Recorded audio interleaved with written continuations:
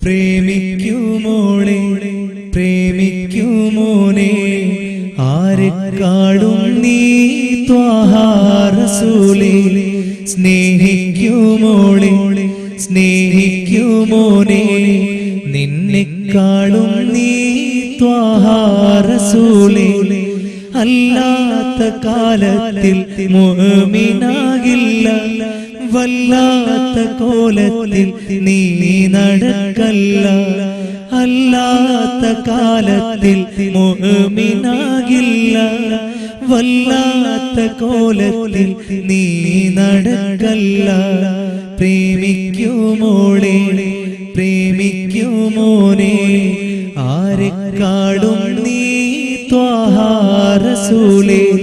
സ്നേഹിക്കുമോളെ സ്നേഹിക്കുമോനെ നിന്നെക്കാളും നീ ത്വാഹ റസൂലേ. നിത്യം സ്വലാത്തുകൾ ചൊല്ലി നോക്കൂ, സത്യം ഖൈറാത്തുകൾ കിട്ടും കേൾക്കൂ. നിത്യം സ്വലാത്തുകൾ ചൊല്ലി നോക്കൂ, സത്യം ഖൈറാത്തുകൾ കിട്ടും കേൾക്കൂ. ലോകങ്ങൾക്ക് കാരുണ്യമാ മുഹമ്മദ് ലൗഹിലാദ്യം വന്നോരിസ്മാ. ലോകങ്ങൾക്ക് കാരുണ്യമാ മുഹമ്മദ് ലൗഹിലാദ്യം വന്നോരിസ്മാ. പ്രേമിക്കുമോളെ പ്രേമിക്കുമോനെ ആരെക്കാളും നീ ത്വാഹ റസൂലേ. സ്നേഹിക്കുമോളെ സ്നേഹിക്കുമോനെ നിന്നെക്കാളും നീ ത്വാഹ റസൂലേ. ഉമ്മത്തി എന്നൊരു ചിന്ത തന്നെ ഈ ജന്മത്തിനാധാരം അങ്ങു തന്നെ. ഉമ്മത്തി എന്നൊരു ചിന്ത തന്നെ ഈ ജന്മത്തിനാധാരം അങ്ങു തന്നെ. ചലനങ്ങളേതായാലും റസൂലിൻ ചര്യയെ പിന്തുടരേണം. ചലനങ്ങളേതായാലും റസൂലിൻ ചര്യയെ പിന്തുടരേണം. പ്രേമിക്കുമോളെ പ്രേമിക്കുമോനെ ആരെക്കാളും നീ ത്വാഹ റസൂലേ. സ്നേഹിക്കുമോളെ സ്നേഹിക്കുമോനെ നിന്നെക്കാളും നീ ത്വാഹ റസൂലേ. 100 ഷഹീദിന്റെ പുണ്യം നേടാൻ നൂറാം ഷഫീഇന്റെ സുന്നത്തല്ലോ. 100 ഷഹീദിന്റെ പുണ്യം നേടാൻ നൂറാം ഷഫീഇന്റെ സുന്നത്തല്ലോ. നാറും നീ കാലം മോശം ഹബീബേ, മാറോടു ചേർത്താൽ മോക്ഷം. നാറും നീ കാലം മോശം ഹബീബേ, മാറോടു ചേർത്താൽ മോക്ഷം. പ്രേമിക്കുമോളെ പ്രേമിക്കുമോനെ ആരെക്കാളും നീ ത്വാഹ റസൂലേ. സ്നേഹിക്കുമോളെ സ്നേഹിക്കുമോനെ നിന്നെക്കാളും നീ ത്വാഹ റസൂലേ. അല്ലാത്ത കാലത്തിൽ മുഅ്മിനാകില്ല, വല്ലാത്ത കോലത്തിൽ നീ നടക്കല്ല. അല്ലാത്ത കാലത്തിൽ മുഅ്മിനാകില്ല, വല്ലാത്ത കോലത്തിൽ നീ നടക്കല്ല. പ്രേമിക്കുമോളെ പ്രേമിക്കുമോനെ ആരെക്കാളും നീ ത്വാഹ റസൂലേ.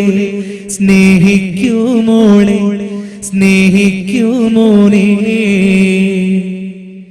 നിന്നെക്കാളും നീ ത്വാഹ റസൂലേ.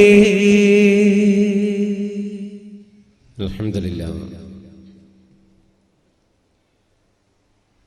نحمده ونستعينه ونؤمن به ونتوكل عليه ونعوذ بالله من شرور أنفسنا ومن سيئات أعمالنا من يهده الله فلا مضل له ومن يضلله فلا هادي له نشهد أن لا إله إلا الله وحده لا شريك له ونشهد أن سيدنا محمدا عبده ورسوله أرسله بالهدى ودين الحق ليظهره على الدين كله ولو كره المشركون اللهم صل على سيدنا محمد وعلى آل سيدنا وحبيبنا محمد رب اشرح لي صدري ويسر لي أمري واحلل عقدة من لساني يفقهوا قولي الصلاة والسلام عليك يا رسول الله الصلاة والسلام عليك يا حبيب الله الصلاة والسلام عليك يا سفي الله الصلاة والسلام عليك يا خير خلق الله വേദിയിലിരിക്കുന്ന ആദരണീയരായ ഉസ്താദുമാരെ, വേദിയിലും സദസ്സിലും സന്നിഹിതരായ മാന്യരായ എൻ്റെ രക്ഷിതാക്കളെ, യുവസഹോദരങ്ങളെ, സഹോദരിമാരെ, ടിപ്പു നഗർ ഫ്രണ്ട്സിൻ്റെ ആഭിമുഖ്യത്തിൽ നടത്തപ്പെടുന്ന മനോഹരമായ ഒരു പരിപാടിയുടെ ഇസ്ലാമിക ചരിത്ര കഥയുടെ വേദിയിലാണ് നമ്മൾ ഒത്തുചേർന്നത്. അള്ളാഹു നമ്മിൽ നിന്ന് ഇത് കബൂൽ ചെയ്യുമാറാകട്ടെ. നമ്മളിൽ നിന്ന് വിട പറഞ്ഞു പോയ നമ്മുടെ മാതാപിതാക്കൾ, നമ്മുടെ ഉസ്താദുമാർ, നമ്മുടെ പണ്ഡിതന്മാർ, നമ്മുടെ നേതാക്കന്മാർ, നമ്മെ ബന്ധപ്പെട്ടവർ, ദുആ കൊണ്ട് വസിയത്ത് നൽകിയവർ, അവരുടെയൊക്കെ ഖബറുകളെ അള്ളാഹു സ്വർഗത്തിന്റെ തൊപ്പാക്കി കൊടുക്കുമാറാകട്ടെ. ജീവിച്ചിരിക്കുന്ന നമുക്കും നമ്മുമായി ബന്ധപ്പെട്ട മുഴുവൻ പേർക്കും ദുആ കൊണ്ട് വസിയത്ത് നൽകിയ പലരുമുണ്ട്. എല്ലാവർക്കും അള്ളാഹു അവൻ പൊരുത്തപ്പെട്ട രൂപത്തിലുള്ള ദീർഘായുസ്സും ആരോഗ്യവും ആഫിയത്തും നൽകി അനുഗ്രഹിക്കുമാറാകട്ടെ. നമ്മുടെയൊക്കെ കുടുംബത്തിൽ അള്ളാഹു ബർക്കത്ത് ചെയ്യട്ടെ. നമ്മുടെ മക്കളെ അള്ളാഹു സാലിഹായ മക്കളെ ആക്കി തരുമാറാകട്ടെ. നാളെ പാരത്രിക ലോകത്തിലേക്ക് തിരിച്ചു പോകുമ്പോൾ ലാ ഇലാഹ ഇല്ലല്ലാഹ് എന്ന ഖൗല് അവസാന വാക്കായിട്ട് തിരിച്ചു പോകാൻ അള്ളാഹു നമുക്ക് ഭാഗ്യം നൽകുമാറാകട്ടെ. നമ്മുടെ കുടുംബത്തിന് അള്ളാഹു ഭാഗ്യം കൊടുക്കട്ടെ. നമ്മുടെ മക്കൾക്ക്, അതുപോലെ നാമായി ബന്ധപ്പെട്ടവർക്ക് ദുആ കൊണ്ട് വസിയത്ത് നൽകി എല്ലാവർക്കും അള്ളാഹു ആ ഭാഗ്യം നൽകി അനുഗ്രഹിക്കുമാറാകട്ടെ. നാളെ പാരത്രിക ലോകത്തേക്ക് തിരിച്ചു പോകുമ്പോൾ നമുക്കെല്ലാം അള്ളാഹു ഒരുക്കുന്ന ഒരു ഖബറുണ്ട്.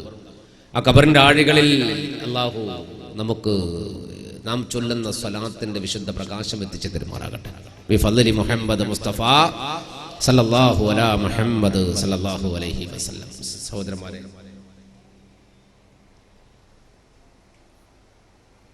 ഈ നഗർ ഒരുക്കപ്പെട്ടത് ഷാഹുൽ അമീദ്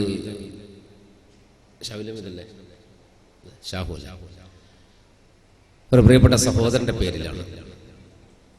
ഇവിടെ വന്നപ്പോഴാണ് അറിയാൻ കഴിഞ്ഞത് ഇതുപോലെ ഇങ്ങനെയൊരു പരിപാടി സംഘടിപ്പിക്കുമ്പോൾ എന്നതിൻ്റെ അകമഴിഞ്ഞ് പ്രവർത്തിക്കുന്ന ഇതിൻ്റെ പ്രവർത്തകരോടൊപ്പം ഓടി നടക്കേണ്ട ഒരാളാണ് ആ പ്രിയപ്പെട്ട സഹോദരൻ. അദ്ദേഹം ഇന്ന് ഖബറിനടിയിലാണ്. അല്ലെ, ബാക്കി നമ്മളൊക്കെ ഉണ്ട് ഇവിടെ.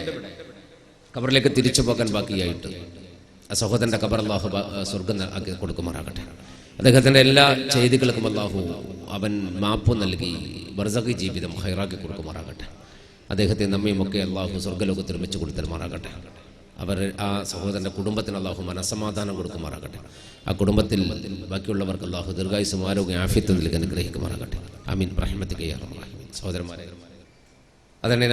ആദരണീയരായ ഇതിന്റെ പ്രവർത്തകരും ഉസ്താദൊക്കെ സ്നേഹതീരം എന്ന് പറയുന്ന ഒരു കഥ പറയാനാണ് ആവശ്യപ്പെട്ടത്. സ്നേഹതീരം ഞാൻ ആദ്യം പറയട്ടെ. സ്നേഹതീരം പരിശുദ്ധ റസൂൽ മുഹമ്മദ് മുസ്തഫ സല്ലല്ലാഹു അലൈഹി വസല്ലമ തങ്ങളാണ് ഈ കഥയുടെ നായകൻ.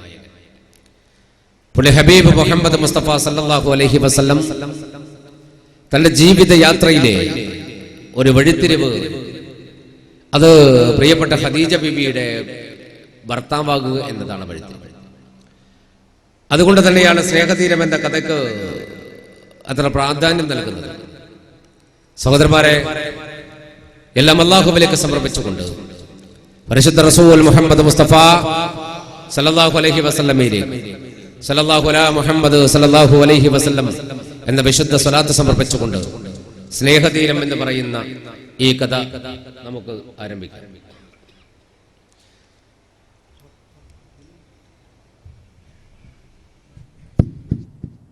സ്നേഹതീരം എന്ന കഥ പറയുമ്പോൾ നമ്മുടെയൊക്കെ കൽബിന്റെ അകത്ത് ഒരു പഴയ മാപ്പിളപ്പാട്ട്, ന്യൂ ജനറേഷന് എന്ന് പറഞ്ഞാൽ ഇന്നത്തെ യുവതലമുറക്ക് ആ പാട്ട് അന്യമായിരിക്കും.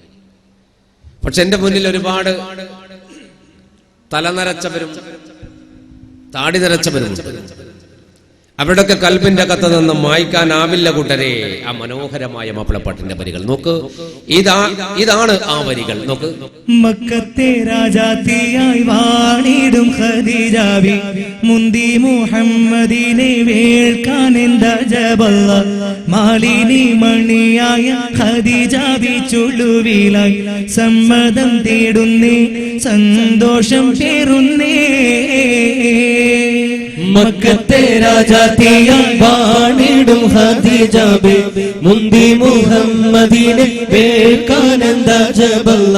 മാലിനി മണിയായ ഖദീജാബി ചുളുവിലായി സമ്മതം തേടുന്നേ, സന്തോഷം പേറുന്നേ. സുസ്ഥിരമിൽമിക ദൂതന വിട്ട് സ്ഥിതിഗതി അഹ്മദിനെ അറിവിത്ത് സുബ്ഹാനവനുടെ വിധി പോരൊത്ത്. സുസ്ഥിരമിൽമിക ദൂതന വിട്ട് സ്ഥിതിഗതി അഹ്മദിനെ അറിവിത്ത് സുബ്ഹാനവനുടെ വിധി പോലൊത്ത്. മുല്ലപ്പൂ ഭാഷാന്തത്തിൽ തോഴിയാൽ പറയുന്നു, മെല്ലെ മുഹമ്മദും ശ്രദ്ധിച്ചു കേൾക്കുന്നു. മന്ത്രിക്കും മട്ടിലൊരു മറുപടി പറയുന്നു, പുഞ്ചിരി തൂകുന്നേ, നാണം കുണുങ്ങുന്നേ. മക്കത്തെ രാജാത്തിയായി വാണിടും ഖദീജാബി മുന്തി മുഹമ്മദിനെ വേൾക്കാനെന്താ ജബല്ല. മാലിനി മണിയായ ഖദീജാബി ചുളുവിലായി സമ്മതം തേടുന്നേ, സന്തോഷം പേറുന്നേ. വിശുദ്ധമായ മക്ക പട്ടണത്തിലെ കോടീശ്വരിയായ കച്ചവടക്കാരിയാണ് ഖദീജ ബിബി റളിയല്ലാഹു അൻഹ. ഖുവൈലദ് എന്ന് പറയുന്ന ധനാഢ്യനായ പിതാവിന്റെ കോടീശ്വരിയായ മകളാണ് ഖദീജ ബിബി റളിയല്ലാഹു അൻഹ. ആ മഹദി മക്കത്ത് ഒരു പരസ്യം നടത്തി. തന്റെ കച്ചവട സംഘത്തിൽ സത്യസന്ധനായ ഒരാളെ നേതാവായിട്ട് വേണമെന്ന്. പലരും ഖദീജ ബിബിയുടെ വീട്ടിന്റെ മുന്നിലേക്ക് വന്നു ഖദീജ ബിബിയുടെ കച്ചവട സംഘത്തിന്റെ നേതൃസ്ഥാനം ഏറ്റെടുക്കാൻ വേണ്ടി. അന്നൊരു മനുഷ്യനോട് നിനക്ക് എന്താണ് പണി എന്ന് ചോദിച്ചാൽ ഖദീജ ബിബിയുടെ കച്ചവടക്കാരനാണ് എന്നൊരാൾ പറയാൻ കഴിഞ്ഞാൽ അത് അവന്റെ അഭിമാനത്തിന്റെ പ്രശ്നമാണ്. അത്രമാത്രം അത്യുന്നതങ്ങളിലാണ് ഖദീജ ബിബിയുടെ കച്ചവട സംഘം. ആ കച്ചവട സംഘത്തിന്റെ നേതൃസ്ഥാനത്തേക്കാണ് ഒരാളെ വേണം എന്ന് ഖദീജ പറയുന്നത്. മക്കയിൽ പരസ്യം നടത്തുന്നത്. പരസ്യം കേട്ട് പലരും ഖദീജ ബിബിയുടെ വീട്ടിലേക്ക് വന്നു. ഖദീജ ബിബി ഇന്റർവ്യൂ എല്ലാവരും വിട്ടു. ആരെയും ഖദീജക്ക് അങ്ങനെ വല്ലാണ്ട് താല്പര്യപ്പെട്ടില്ല. അപ്പോഴാണ് പിതൃവനായ അബൂ താലിബ് തന്റെ സഹോദരപുത്രന്റെ കയ്യും പിടിച്ച് ഖദീജ ബിബിയുടെ വീട്ടിലേക്ക് വന്നത്. ആ സഹോദരപുത്രനാണ് പരിശുദ്ധ റസൂൽ മുഹമ്മദ് മുസ്തഫ സല്ലല്ലാഹു അലൈഹി വസല്ലം.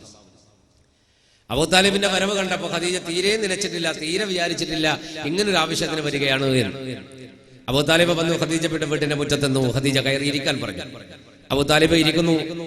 അബൂ താലിബിന്റെ തൊട്ടടുത്ത് പരിശുദ്ധ റസൂൽ മുഹമ്മദ് മുസ്തഫ സല്ലല്ലാഹു അലൈഹി വസല്ലം ഇരിക്കാതെ നിൽക്കുന്നു. കാരണം പിതൃവ്യനാണ് അവിടെ ഇരിക്കുന്നത്. ഖദീജ ചോദിച്ചു അബൂ താലിബിനോട്, താങ്കൾ എന്തിനാണ് വന്നത്? ഖദീജ, ഞാൻ നിങ്ങളുടെ പരസ്യം കേട്ടിട്ട് വന്നതാണ്. സത്യസന്ധനായ ഒരാളെ നിങ്ങളുടെ കച്ചവട സംഘത്തിന്റെ നേതൃസ്ഥാനത്തേക്ക് വേണമെന്ന് നിങ്ങൾ പറഞ്ഞുവല്ലോ. സത്യസന്ധതയാണ് നിങ്ങൾ മുഖമുദ്രയാക്കുന്നതെങ്കിൽ എന്റെ സഹോദരപുത്രനായ ഈ നിൽക്കുന്ന മുഹമ്മദിനെ കവച്ചു വെക്കാൻ മറ്റാരാണുള്ളത്? ഖദീജ. ഖദീജ ബിബി ആ അബൂ താലിബിന്റെ മുഖത്തേക്ക് നോക്കിയിട്ട് ഒരു മറുപടിയും പറയാതെ നിന്നു. സത്യത്തിൽ ഖദീജ എന്തു പറയണമെന്നറിയാൻ കഴിയാതെയാണ് നിൽക്കുന്നത്. പക്ഷെ അബൂ താലിബ് ചിന്തിക്കുന്നത് ഖദീജക്ക് ഇഷ്ടപ്പെട്ടില്ലേ എന്നാണ്. വീണ്ടും അബൂ താലിബ് ആവശ്യപ്പെടുകയാണ്, ചോദിക്കാണ്, ഖദീജ, എന്റെ മകനെ കുറിച്ച് അറിയാലോ, അവൻ അൽ അമീൻ എന്നാണ് മക്കത്തുകാർ വിളിക്കുന്നത്. വിശ്വസ്തൻ, സത്യസന്ധൻ. ആ മുഹമ്മദിനെ ആ കച്ചവട സംഘത്തിന്റെ നേതൃസ്ഥാനത്തേക്ക് നിങ്ങൾ ഏറ്റെടുത്താൽ സാമ്പത്തികമായി തകർന്നു പോയ ഈ അബൂ താലിബിന്റെ കുടുംബത്തിന് അതൊരു അത്താണിയാകുമല്ലോ ഖദീജ. അപ്പൊ ഖദീജ ബിബി ഒന്ന് പുഞ്ചിരിച്ചിട്ട് പറഞ്ഞു, അബൂ താലിബിനോട് പറഞ്ഞു, പ്രിയപ്പെട്ടവരെ, നിങ്ങളെ മുഹമ്മദിനെ കൊണ്ടുവരുമ്പോൾ ഞാൻ ചിന്തിച്ചിട്ടില്ല നിങ്ങൾ അങ്ങനെ ഒരു ആവശ്യത്തിനാണ് വന്നത് എന്ന്. സത്യത്തിൽ മുഹമ്മദ് വന്നാൽ സല്ലല്ലാഹു അലൈഹി വസല്ലം പിന്നെ അവിടേക്ക് പകരം വെക്കാൻ മറ്റാരാണ് ഉള്ളത്? അതുകൊണ്ട് ഞാൻ എന്റെ കച്ചവട സംഘത്തിന്റെ നേതൃസ്ഥാനത്തേക്ക് താങ്കളുടെ സഹോദര പുത്രനെ തീരുമാനിച്ചിരിക്കുന്നു എന്ന് പറഞ്ഞപ്പോ ഒരു നിലാപുതിച്ച പുഞ്ചിരിയുമായി അബൂ താലിബിന്റെ കൂടെ പരിശുദ്ധ റസൂൽ സല്ലല്ലാഹു അലൈഹി വസല്ലമ തിരികെ വീട്ടിലേക്ക് പോയി. ഖദീജ പറഞ്ഞ ദിവസം കൃത്യമായി വളരെ നേരത്തെ ഖദീജ ബിബിയുടെ വീട്ടിന്റെ മുറ്റത്ത് വന്നു. കോടികൾ വിലമതിക്കുന്ന സമ്പത്ത് ഖദീജ വിശ്വസിച്ചേൽപ്പിക്കുന്നത് ആരെയാ? ലോകാനുഗ്രഹിയായ പുണ്യ റസൂൽ മുഹമ്മദ് മുസ്തഫ സല്ലല്ലാഹു അലൈഹി വസല്ലം. വലിയൊരു കച്ചവട സംഘമാണ് ഖദീജ ബിബിയുടെ കച്ചവട സംഘം. ആ കച്ചവട സംഘത്തെ നയിച്ചു കൊണ്ടുപോകാണ് അള്ളാഹുവിന്റെ ഹബീബായ പ്രവാചകൻ. അന്ന് 25 വയസ്സാണ് മുഹമ്മദ് നബി സല്ലല്ലാഹു അലൈഹി വസല്ലം എന്ന യുവാവിന്. ഖദീജ വളരെ പ്രത്യേകമായി തന്റെ അടിമ സ്ത്രീ മൈസറയെ വിളിച്ചിട്ട് പറഞ്ഞു, മൈസറ, നീ ഈ കച്ചവട സംഘത്തോടൊപ്പം പോകണം, കാര്യങ്ങളൊന്ന് വിശദമായിട്ട് പഠിക്കണം, എന്നിട്ട് റിപ്പോർട്ടുകൾ എനിക്ക് നൽകണമെന്ന്. മൈസറ ഖദീജയെ സംബന്ധിച്ചിടത്തോളം വിശ്വസ്തയായ ഒരു സ്ത്രീയായിരുന്നു. മൈസറയും ആ കച്ചവട സംഘത്തോടൊപ്പം കൂടി അവർ മെല്ലെ ഷാം അടക്കമുള്ള സിറിയ അടക്കമുള്ള ഭാഗത്തേക്ക് കച്ചവടവുമായി യാത്ര ചെയ്തു. കച്ചവടം സത്യസന്ധമായിരുന്നു. അള്ളാഹുവിന്റെ പ്രവാചകൻ കച്ചവടം ചെയ്യുന്നത് രസകരമാണ് എന്നാണ് മൈസറ പറഞ്ഞത്. ഓരോ സാധനം എടുത്തിട്ട് അള്ളാഹുവിന്റെ പ്രവാചകൻ ആ സാധനത്തിന്റെ ന്യൂനതകൾ ആദ്യം പറയും, എന്നിട്ട് അതിന്റെ ഗുണങ്ങളും പറയും. രണ്ടും പറഞ്ഞു കൊടുക്കും മനുഷ്യന്മാർക്ക്. ഈ സാധനത്തിന് ഇന്ന ന്യൂനതകളൊക്കെ ഉണ്ട്, ഇന്ന ഗുണങ്ങളൊക്കെ ഉണ്ട്.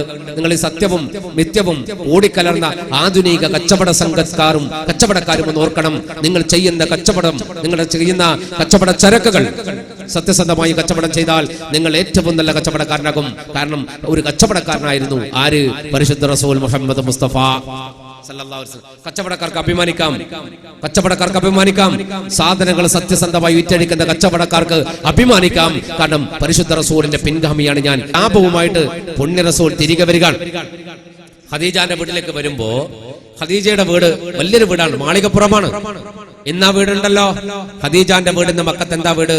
അതാണ് ഉമ്മുൽ ഖുറ യൂണിവേഴ്സിറ്റി. മക്കയിലെ ഉമ്മുൽ ഖുറ യൂണിവേഴ്സിറ്റി എന്നറിയപ്പെടുന്ന ചരിത്ര പ്രസിദ്ധമായ യൂണിവേഴ്സിറ്റിയാണ് ഖദീജ ബിബിയുടെ പോയ കാലത്തെ വീട്. ആ വീട് ഇന്ന് യൂണിവേഴ്സിറ്റിയാണ്, സർവകലാശാലയാണ്. ഉമ്മുൽ ഖുറ പരിശുദ്ധ മക്കയിലെ സർവകലാശാലയുടെ ആ ആദ്യ കാലഘട്ടത്തിന്റെ വീട്ടിന്റെ ഭൂമുഖത്തിരുന്നിട്ട് ഖദീജ അത്ഭുതകരമായ ഒരു കാഴ്ച കണ്ട് റസൂലുള്ളാഹിന്റെ വരവിങ്ങനെ നോക്കുക. തരുണീമണി ബീബി ഖദീജ മാളിക മുകളിൽ കയറിയിരുന്ന് തിരുത്വാഹ നബിയുടെ വരവിനെ കാണാൻ തുനിയുന്നേ. തരുണീമണി ബീബി ഖദീജ മാളിക മുകളിൽ കയറിയിരുന്ന് തിരുത്വാഹ നബിയുടെ വരവിനെ കാണാൻ തുനിയുന്നേ. അല്ലാഹുവിന്റെ പ്രവാചകന്റെ വരവ് അത്ഭുതകരമാണ്, രസകരമാണ്. നബി ഒരു ഒട്ടക സംഘത്തിലെ ഒട്ടകപ്പുറത്ത് വരികയാണ്. കൂടെ ഒരുപാട് ആൾക്കാരുണ്ട്. നല്ല പൊരി വെയിലാണ്, ഭയങ്കര വെയിലാണ്. ഉച്ച സമയത്ത് റസൂൽ വരുന്നത് ഖദീജന്റെ വീട്ടിലേക്ക്. ഖദീജ ബിബി റളിയല്ലാഹു അൻഹ കാണുന്ന കാഴ്ച, റസൂലുള്ളാഹിക്ക് തണലിട്ടിട്ട് ഇങ്ങനെ ഒരു തണലിങ്ങനെ റസൂലുള്ളാഹിനെ പിന്തുടർന്നു കൊണ്ടിരിക്കും. ഒരു തണല്, ഒരു മേഘം. ഖദീജ മാളികപ്പുറത്തിരുന്ന് മേലോട്ട് നോക്കുമ്പോൾ കണ്ടത് തലക്ക് മുകളിൽ സൂര്യന്റെ ചുറ്റിൽ മേഘത്തെയാണ്, തണലിടാൻ വേണ്ടി. ഇന്നിപ്പോ വേൾഡ് കപ്പ് നടക്കാൻ പോകുന്ന ഖത്തറില് റിമോട്ട് കൊണ്ട് നിയന്ത്രിക്കുന്ന മേഘത്തെ ഇറക്കി. അത്ഭുതകരമാണ്. ലോകം അത്യുന്നതങ്ങളിലേക്ക് പോവാണ്. ഖിയാമത്ത് നാൾ അടുത്തുകൊണ്ടിരിക്കുകയാണ്. റിമോട്ട് കൊണ്ട് നിയന്ത്രിക്കുന്ന ഒരു മേഘത്തെ സൂര്യന്റെ ചലനത്തിനനുസരിച്ച് സ്റ്റേഡിയത്തിന്റെ മേലെ റിമോട്ട് കൊണ്ട് ഇങ്ങനെ ഞെക്കിക്കളിച്ചാല് മേഘങ്ങൾ ഇങ്ങനെ പോകും.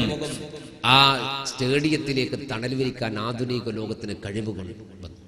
അല്ലാഹു റബ്ബുൽ ഇസ്സത്ത് കഴിവ് നൽകി എങ്കിൽ സാക്ഷാൽ മേഘത്തെ പടച്ചോ റസൂലുള്ളാഹിന്റെ തലമേലെ ഇറക്കി കൊടുത്തു, തലയ്ക്ക് മേലെ.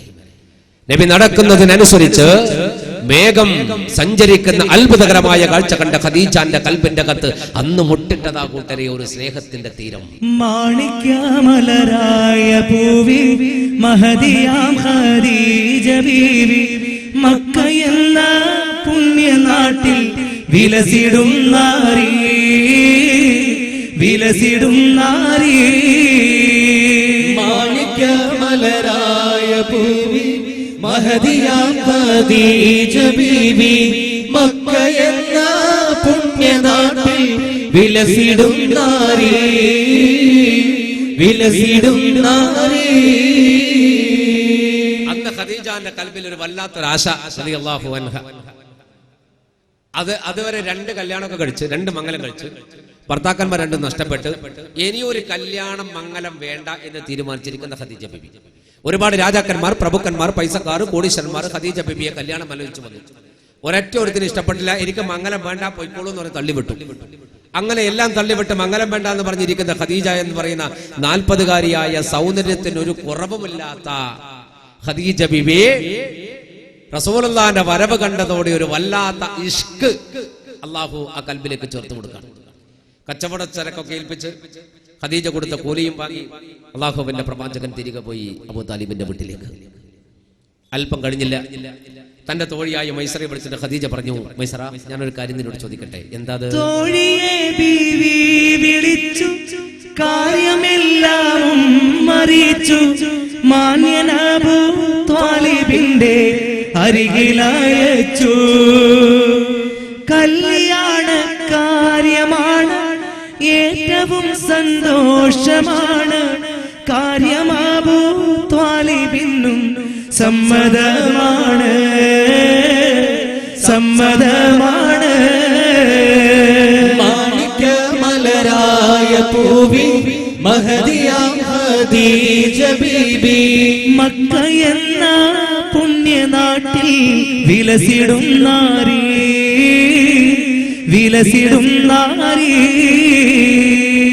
ആ മൈസറയോട് പറഞ്ഞു, മൈസറ, നീ ഒന്ന് അബൂ താലിബിന്റെ വീട് വരെ പോണം. മൈസറ വെച്ച് എന്താ? എന്റെ കൽബില് ഒരാഗ്രഹമുണ്ട്. എന്താ? ഞാൻ അല്ലമീനെ കല്യാണം കഴിക്കാൻ ആഗ്രഹിക്കാണ്. അല്ലമീനെ എനിക്ക് ഭർത്താവായി കിട്ടാൻ വല്ലാത്ത ആശ എനിക്കുണ്ട്. നീ അത് അബൂ താലിബായിട്ടൊന്ന് അന്വേഷിക്കുമെന്ന് വെച്ചു. മൈസറ ഒരു കള്ളച്ചിരിയുമായി അബൂ താലിബിന്റെ വീട്ടിലേക്ക് വന്നു. അബൂ താലിബ് വിചാരിച്ചു, കച്ചവടമൊക്കെ കഴിഞ്ഞ് എന്റെ മോൻ വന്നതാ, കണക്കിൽ എന്തെങ്കിലും പ്രശ്നം പറ്റിയോ? അബൂ താലിബ് ഒരു വല്ലാത്ത സങ്കടത്തിരിക്കാണ്.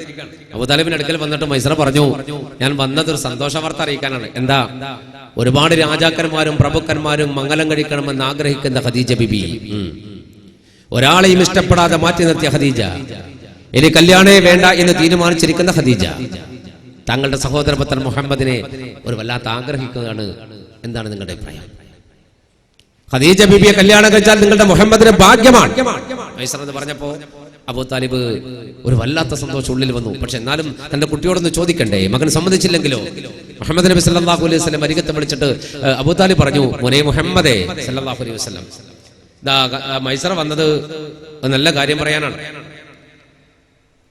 എന്റെ കുട്ടിയുടെ കച്ചവടത്തിന്റെ ഉടമസ്ഥയായ ഖദീജ, മോനെ മുഹമ്മദേ സല്ലല്ലാഹു അലൈഹി വസല്ലം നിങ്ങളെ കല്യാണം കഴിക്കാൻ ആഗ്രഹിക്കുന്നു. അങ്ങനെ പറഞ്ഞപ്പോ പരിശുദ്ധ റസൂൽ സല്ലല്ലാഹു അലൈഹി വസല്ലം ഒന്ന് അബൂ താലിബിന്റെ മുഖത്ത് നോക്കിയിട്ടൊന്ന് പുഞ്ചിരിച്ചു. പുഞ്ചിരിച്ചിട്ട് മുഖം ഒന്ന് താഴ്ത്തി നിന്നു. അപ്പൊ അത് അബൂ താലിബ് വീണ്ടും പറഞ്ഞു, മോനെ, ഖദീജനെ കുറിച്ച് എനിക്കറിയാലോ, നല്ല കച്ചവടക്കാരിയാണ്, സമ്പത്തിന് ഉടമയാണ് എന്നൊക്കെ. അതിന്റെ അപ്പുറത്ത് ഖദീജ ബീബിക്ക് മറ്റൊരു വിശേഷമുണ്ട്. ത്വാഹിറ എന്നാണ് ഖദീജ ബീബിയുടെ ഒരു പേര്. ത്വാഹിറ പരിശുദ്ധമായ പെണ്ണ് തന്നെ അർത്ഥം ത്വാഹിറ. അപ്പൊ ത്വാഹിറ എന്ന് പറയുന്ന ചരിത്രത്തിൽ അങ്ങനെ അറിയപ്പെടുന്ന പരിശുദ്ധയായ ഖദീജ, ആ ഖദീജ ആഗ്രഹിക്കുന്നത് മോനെയാണ്. മോൻ എന്താണ് അഭിപ്രായം? അപ്പൊ രണ്ടാമതൊരു പുഞ്ചിരി റസൂലിന് കൊടുത്തത്. അത് പുഞ്ചിരിച്ചിട്ട് നബി ഒരു മറുപടിയും പറയാതെ മെല്ലെ തലയും താറ്റി നടന്നുപോയി. നാണം കുടുങ്ങിയായിരുന്നു പരിശുദ്ധ റസൂൽ മുഹമ്മദ് മുസ്തഫ. വല്ലാത്ത ലജ്ജയായിരുന്നു പുണ്യ ഹബീബ് മുഹമ്മദ് മുസ്തഫ. ആ ഹബീബ് മെല്ലെ നടന്നങ്ങ് നീങ്ങിയപ്പോൾ ആ പുഞ്ചിരിയിലും ആ നടത്തത്തിലും കാര്യം കൃത്യമായി അറിഞ്ഞ അബൂ താലിബ് മൈസറയോട് പറഞ്ഞു, എന്റെ കുട്ടിക്ക് സമ്മതമാണ്, ഖദീജക്ക് വിലറിച്ചോളൂ. ഖദീജ ബീബിയുടെ അടുക്കിലേക്ക് മൈസറ തിരിച്ചു പോകാൻ, ഖദീജയോട് കാര്യങ്ങൾ പറയാൻ. രണ്ട് കുടുംബവും ആലോചിക്കാൻ. അപ്പോഴാണ് ഉപ്പ ഹുവൈലിദ് പാര വെക്കാൻ തീരുമാനിച്ചു.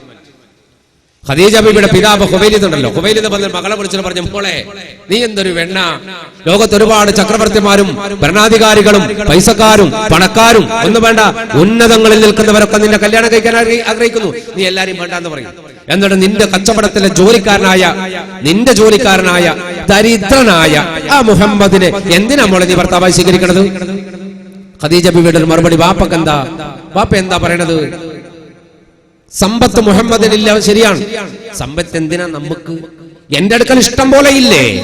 സമ്പത്തിന് ഇതിനെ കൂടെ കൂട്ടാനൊന്നും എനിക്ക് ആവശ്യമില്ല, എന്റെ അടുക്കൽ ഇഷ്ടം പോലെയുണ്ട്. പിന്നൊരു കാര്യമല്ല പാപ്പ, എന്റെ പ്രിയപ്പെട്ട മുഹമ്മദിന്റെ തറവാടിനോട് കിടപിടിക്കാൻ ലോകത്ത് മറ്റൊരു തറവാട് ഖുവൈലിദ് എന്നത് പക കാണിച്ചു തരാൻ പറ്റുമോ? ഖുറൈശി ഗോത്രത്തിനോട് കിടപിടിക്കാൻ പറ്റിയ ഒരു തറവാട് എനിക്ക് കാണിച്ചു തരാൻ പറ്റുമോ? ഖുവൈലിദ് പറഞ്ഞു, എന്നാലും എന്റെ മോളെ. പാപ്പാനോട് മോള് പറഞ്ഞു, എന്നാലും ഒന്നുമില്ല എന്റെ ഉപ്പ. അങ്ങനെ വാപ്പയും പിന്നെ സമ്മതിച്ചു മകളെ. അപ്പൊ പരക്കെ പറയുന്നുണ്ട്, മുഹമ്മദ് ദരിദ്രനാണ്. സത്യാണ്. സല്ലല്ലാഹു അലാ മുഹമ്മദ് സല്ലല്ലാഹു അലൈഹി വസല്ലം. എന്നാ കേട്ടോ, ഖദീജ ബിബിയെ കല്യാണം കഴിച്ചു, നിക്കാഹ് കഴിഞ്ഞിട്ട് നിക്കാഹിന് ഒരു വലീമത്ത് കൊടുത്തു, ഒരു ഭക്ഷണം കൊടുത്തു വരെ ഖദീജ ബിബി. നാട്ടിലെല്ലാ പണക്കാരും ഉണ്ട്, പ്രഭുക്കന്മാരുണ്ട്, എല്ലാവരും വിളിച്ചെടുത്തിട്ട് ഭക്ഷണം കൊടുത്തിട്ട് ഖദീജ ഒരു പ്രഖ്യാപനം നടത്തി. നോക്ക്, നിങ്ങള് ഞാൻ മുഹമ്മദിനെ കല്യാണം കഴിക്കുമ്പോൾ ഒരു പിറുവിറുപ്പുണ്ടായിരുന്നു. എന്താ? മുഹമ്മദ് ഒരു ദരിദ്രനാണ്, ഞാൻ വലിയ പൈസക്കാരിയാണ്. പക്ഷേ നിങ്ങൾ അറിയണം, ഇന്ന് മുതൽ എന്റെ എല്ലാ സമ്പത്തും എല്ലാം ഞാൻ എന്റെ ഭർത്താവിന് കൊടുക്കുകയാണ്. ഇന്ന് എന്റെ ഭർത്താവാണ് കോടീശ്വരൻ, ഖദീജ ഏറ്റവും വലിയ ദരിദ്രയാണ് എന്ന് ലോകത്തോട് പ്രഖ്യാപിച്ചു ഖദീജ ബിബി റളിയല്ലാഹു അൻഹ. ഇതാണ് ഖദീജ ബിബി. എല്ലാ സമ്പത്തും പരിശുദ്ധ റസൂലിന് സമർപ്പിച്ചു. ആ സമ്പത്ത് അല്ലാഹു രണ്ട് കാര്യങ്ങൾ കൊണ്ടാണ് ഖദീജ ബിബിയെ നിക്കാഹ് ചെയ്യാൻ അല്ലാഹു റബ്ബുൽ ഇസ്സത്ത് പരിശുദ്ധ റസൂലിന് സമ്മതം കൊടുക്കുന്നത്. ഒന്ന്, ഖദീജ എന്ന പെണ്ണിന്റെ കയ്യിൽ ആവോളം സമ്പത്തുണ്ട്. ദീന് വളരണമെങ്കിൽ സമ്പത്ത് അനിവാര്യമാണ്. ഖദീജയെ കല്യാണം കഴിക്കലോടെ റസൂലുള്ളാഹിക്ക് സമ്പത്ത് കിട്ടും, അത് ദീനിന് ഉപകരിക്കും.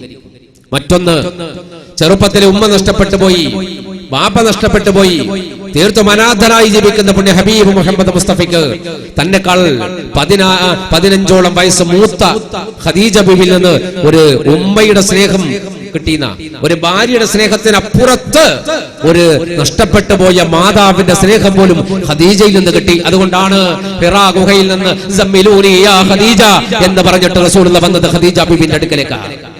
ഈ കാര്യങ്ങളൊക്കെ അല്ലാഹു നേടിക്കൊടുക്കുന്നത് ഖദീജ ബിബിയിൽ നിന്നാണ്. ഖദീജ ബിബിയെ പോലെ ഒരു ഭാര്യ റസൂലുള്ളാഹിക്ക് ഉണ്ടായിട്ടില്ലല്ലോ. ആയിഷ ബിബി എപ്പോഴും പറയുന്ന ഒരു വാക്കുണ്ട്, എനിക്ക് ഖദീജ ബിബിനെ കുറിച്ച് റസൂലുള്ളാഹി പറയുന്നത് കേൾക്കുമ്പോൾ എപ്പോഴും വല്ലാത്ത അസൂയ തോന്നും ഖദീജയോട്. ഞാൻ ഒരിക്കൽ റസൂലുള്ളാഹിയോട് ചോദിച്ചു, ഖദീജ ആയിഷ പറഞ്ഞത്, നിങ്ങൾക്ക് ആ കിളവിയെ കുറിച്ചല്ലാണ്ട് വേറെ ആരെങ്കിലും പറഞ്ഞൂടെ? എത്ര ഭാര്യമാർ നിങ്ങൾക്ക് ഉണ്ട്? അപ്പോഴാണ് പരിശുദ്ധ ആയിഷ പറയാണ്, റസൂലിന്റെ മുഖം വിവർണായി. എന്നിട്ട് ആയിഷ ബിബിയോട് താക്കീത് പോലെ പറഞ്ഞു, ഏ ആയിഷ, എന്റെ ഖദീജ എനിക്ക് നൽകിയതൊന്നും നിങ്ങൾ ആരും എനിക്ക് നൽകിയിട്ടില്ല ആയിഷ. എന്റെ ഖദീജ കുറ്റം പറയാൻ നിങ്ങൾക്ക് പറ്റില്ല. കാരണം എന്റെ ഖദീജ എനിക്ക് നൽകിയതൊന്നും നിങ്ങൾ ആരും തന്നിട്ടില്ല. എനിക്ക് സമാധാനം കിട്ടിയത് ഖദീജയിൽ നിന്നാണ്, സമ്പത്ത് കിട്ടിയ ഖദീജയിൽ നിന്നാണ്, മക്കളെ കിട്ടിയ ഖദീജയിൽ നിന്നാണ്. ഇതൊന്നും നിങ്ങൾ ആർക്കും എനിക്ക് നൽകിയിട്ടില്ല എന്റെ ആയിഷ എന്ന് ആയിഷ ബിബിയെ താക്കീത് ചെയ്യും പോലെ പരിശുദ്ധ റസൂൽ മുഹമ്മദ് മുസ്തഫ സല്ലല്ലാഹു അലൈഹി വസല്ലം. എന്നാ കേട്ടോ, ഇത്രമാത്രം സ്നേഹവും ഇത്രമാത്രം എല്ലാം പരിശുദ്ധ റസൂൽ നൽകിയ ആ പ്രിയപ്പെട്ട ഖദീജ ബിബി റസൂലുള്ളാഹിയെ മാത്രമല്ല എല്ലാവരെയും വേദനിപ്പിച്ചുകൊണ്ട് ഈ ലോകം വിട്ട് വിട പറഞ്ഞു. ഖദീജ ബിബിയുടെ വഫാത്ത് റസൂലുള്ളാഹിനെ സംബന്ധിച്ചിടത്തോളം വല്ലാത്ത സങ്കടമായിരുന്നു, വിഷമമായിരുന്നു. സുവർഗം കൊള്ളേ അഹമ്മദിന്റെ ഖദീജ പോയേ, അഹദവന്റെ സുവർഗം കൊള്ളേ അഹമ്മദിന്റെ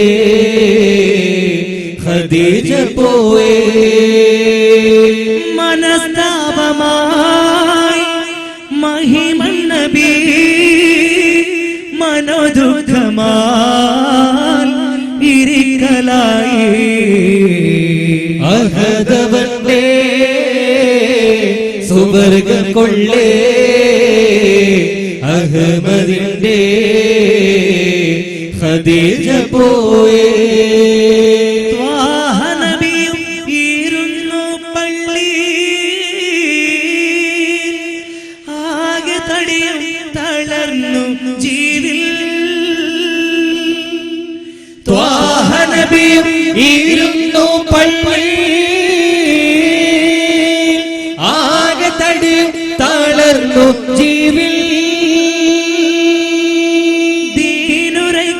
സമയത്തിൽ തന്റെ നയനം വാർന്നു,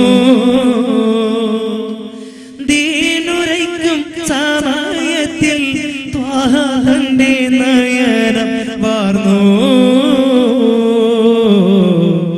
അഹദവന്റെ സുവർഗം കൊള്ളേ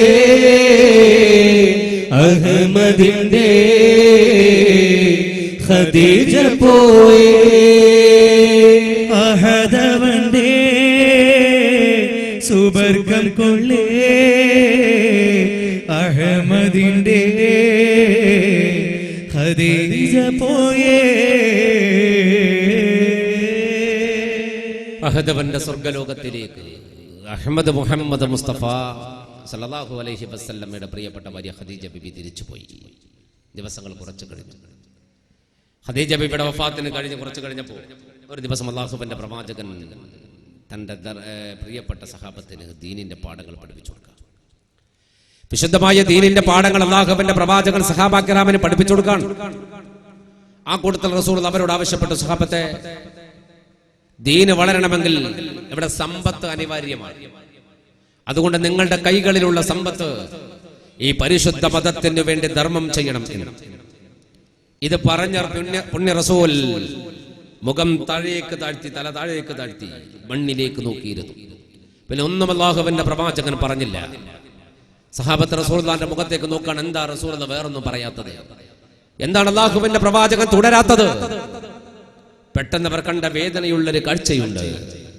റസൂലുള്ളാഹിയുടെ കണ്ണുനീരിങ്ങനെ വരികയാണ്. ആ കണ്ണുനീര് താടി രോമങ്ങളിലേക്ക് അലിഞ്ഞിറങ്ങുകയാണ്. അല്ലാഹുവിന്റെ നബി കരയുകയായിരുന്നു. പരിശുദ്ധ റസൂൽ കരയുകയാണ്. അത് കണ്ട സഹാബത്ത് ഞെട്ടി. അവർ അല്ലാഹുവിന്റെ പ്രവാചകനോട് ചോദിച്ചു, യാ റസൂലല്ലാഹ്, എന്താണ് അങ്ങേക്ക് പറ്റിയത്? യാ ഹബീബല്ലാഹ്, എന്താണ് താങ്കൾക്ക് സംഭവിച്ചത്? യാ റസൂലല്ലാഹ്, നിങ്ങൾ എന്തിനാണ് കരയുന്നത്? ഓരോരുത്തരും വേദനയോടെ ചോദിച്ചപ്പോൾ റസൂൽ അവരോട് പറഞ്ഞു, സഹബ, എന്റെ ഖദീജ, എന്റെ പ്രിയപ്പെട്ട പെണ്ണ്, ദീന് സംഭാവന നൽകണമെന്ന്, ഞാൻ ദീനിന് സമ്പത്ത് സംഭാവന നൽകണമെന്ന് ഞാൻ നിങ്ങളോട് പറയുമ്പോൾ എന്റെ കൽബിന്റെ കത്തേക്ക് എന്റെ ഖദീജ ഓർമ്മ വന്നു പോയി. സഹബത്തെ, അവൾ ആരായിരുന്നു? മക്ക പട്ടണം വിലക്ക് വാങ്ങാൻ കഴിവുള്ള കോടീശ്വരിയായിരുന്നു എന്റെ ഖദീജ. എന്നാലോ അവൾ എന്റെ ഭാര്യയായപ്പോൾ, ആ ഖദീജയെ ഞാൻ കല്യാണം കഴിച്ചപ്പോൾ, ഖദീജ എന്ന പെണ്ണിന്റെ സകല സമ്പത്തും അല്ലാഹുവിന്റെ മാർഗത്തിൽ ചെലവഴിക്കാൻ എന്നെ ഏൽപ്പിച്ചപ്പോൾ, ഞാൻ എല്ലാം ഈ മാർഗത്തിൽ ചെലവഴിച്ച് തീർത്തപ്പോൾ, എന്റെ ഖദീജ വഫാത്തായപ്പോൾ, എന്റെ ഖദീജയുടെ മയ്യത്ത് കഫം പുടവ ധരിപ്പിക്കാൻ ഒരു നേരാമണ്ണമുള്ള ഒരു വസ്ത്രം എന്റെ കയ്യിൽ ഉണ്ടായിരുന്നില്ല. കീറിയ തുണിക്കഷ്ണങ്ങൾ തുന്നിക്കൂട്ടിയാണ് ഞാൻ എന്റെ ഖദീജയുടെ മയ്യത്ത് പൊതിഞ്ഞെടുത്തത്. അങ്ങനെയാണ് ഞാൻ എന്റെ പെണ്ണിനെ ജന്നത്തുൽ മുഅല്ലയിൽ കൊണ്ടുപോയി ഖബറടക്കിയത്. കോടീശ്വരായ ഖദീജ ബിബി കഫം പുടവ ധരിക്കാൻ പോലും കഴിവില്ലാത്ത വണ്ണം ദരിദ്രയായാണ് ഈ ദീനിന് വേണ്ടി സമർപ്പിച്ച് തിരിച്ചു പോയത്. സഹാബത്തെ എന്ന് പറഞ്ഞിട്ട് അല്ലാഹുവിന്റെ പ്രവാചകൻ കണ്ണുനീരൊലിപ്പിച്ചപ്പോൾ, പരിശുദ്ധ റസൂൽ കരയണ കണ്ടപ്പോൾ സഹാബത്ത് കരഞ്ഞുപോയി. കൂട്ടരെ, അല്ലാഹുവിന്റെ പ്രവാചകൻ കരഞ്ഞുകൊണ്ടിരിക്കുമ്പോൾ അല്ലാഹുവിന്റെ നബിയെ സ്നേഹിക്കുന്ന സഹാബത്ത് എങ്ങനെ കരയാതിരിക്കുക? അവരും തല താഴ്ത്തി കരഞ്ഞപ്പോൾ, ഞാൻ ഇങ്ങനെ കരഞ്ഞാൽ എന്റെ അനുയായികൾ കരയുമെന്ന് കൃത്യമായി അറിയുന്ന പുണ്യ റസൂൽ കരച്ചിലൊന്ന് മാറ്റിയിട്ട് പുഞ്ചിരിച്ചപ്പോൾ സഹാബത്തിന്റെ മുഖത്ത് നോക്കിക്കൊണ്ട് അവരോട് പറഞ്ഞു, സഹാബ, കണ്ടില്ലേ എന്റെ വേദന? അറിഞ്ഞില്ലേ എന്റെ മനസ്താപം? മനസ്സിലാക്കിയില്ലേ എന്റെ ദുഃഖം? അതുകൊണ്ട് എന്റെ വേദന മറക്കാൻ നിങ്ങൾ എനിക്കൊരു മരുന്ന് തരണം. എന്റെ വേദന പോകാൻ നിങ്ങൾക്കൊരു മരുന്ന് തരണം. എന്താണ് മരുന്ന്? വേദന മറക്കാൻ അനാൽജിനോ പാരസെറ്റാമോളോ അല്ല മരുന്ന്. സഹാബത്തിനോട് റസൂൽ പറയാണ്, നിങ്ങൾ എനിക്കൊരു മരുന്ന് തരണം. എന്താണ് നബി പറയുന്ന മരുന്ന്? മരുന്ന് കൊടുക്കാൻ കഴിയാതെ സഹാബത്തെ തലതാഴ്ത്തിയപ്പോൾ റസൂൽ പറഞ്ഞു, സഹാബ, മരുന്ന് എന്റെ ശരീരത്തിനല്ല, എന്റെ കൽബിനാണ് മരുന്ന്. ഹബീബുള്ള മുഷിപ്പുള്ള സമയത്ത് അനുചരിൽ ചിലരോടായി പറഞ്ഞു മുത്ത്, സുറുറാൽ പറയണം ഒരു കിസ്സ തിരുസവിധത്തിൽ.